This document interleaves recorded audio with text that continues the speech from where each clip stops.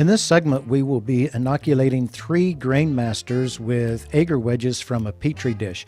Now, this segment begins after about an hour of preparation for clean work, and for a more detailed description of what I do to get ready for this, please refer to the opening sequence in the grain-to-grain transfers section.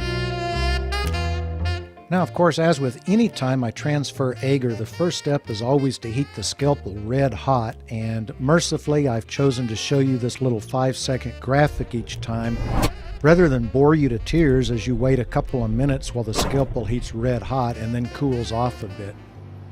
Equally important with flame sterilizing our scalpel, of course, is to sanitize the surfaces of the jar with alcohol so that any contaminants that might be on the surface don't get blown into the jar by the flow hood. I like to loosen the lid so that when I get ready to make the transfer, it can happen as quickly and smoothly as possible. And I also want to sanitize my gloves with alcohol just to make sure no contaminants that have landed on them get knocked into the jar by the wind from the flow hood.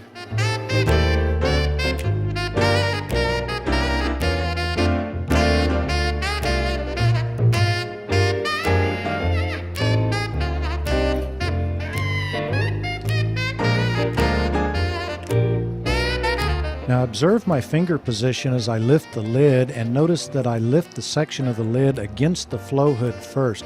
This prevents any contaminants that might be on the lid of the Petri dish from getting blown inside.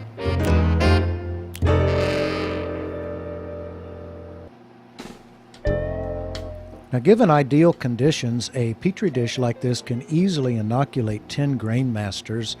But unfortunately, I live in a 40-year-old condo building with a leaky roof that has moldy walls and wall-to-wall carpeting, and I have found that if I inoculate only 3 grain masters with each Petri dish, they colonize much faster, and it gives me a head start on any contaminants that might be present.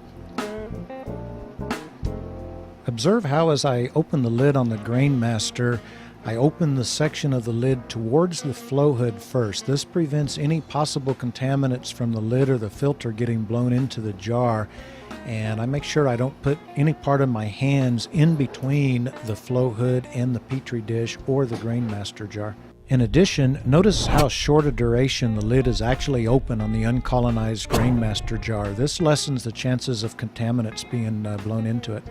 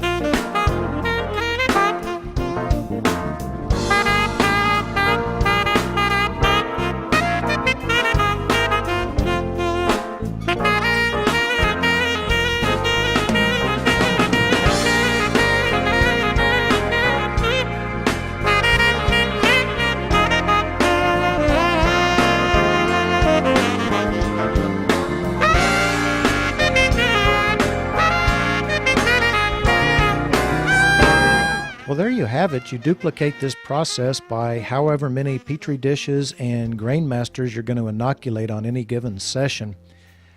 I have learned from experience it's best not to shake a grain master after you inoculate it with an agar wedge.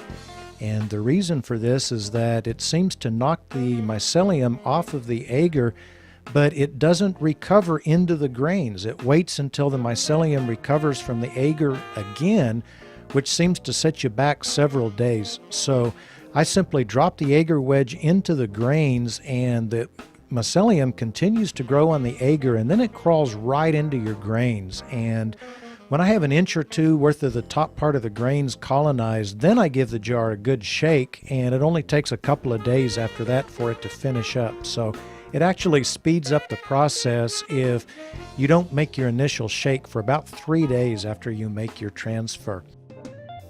And of course, don't forget to label the jar with the date, species, and strain right away. Good luck!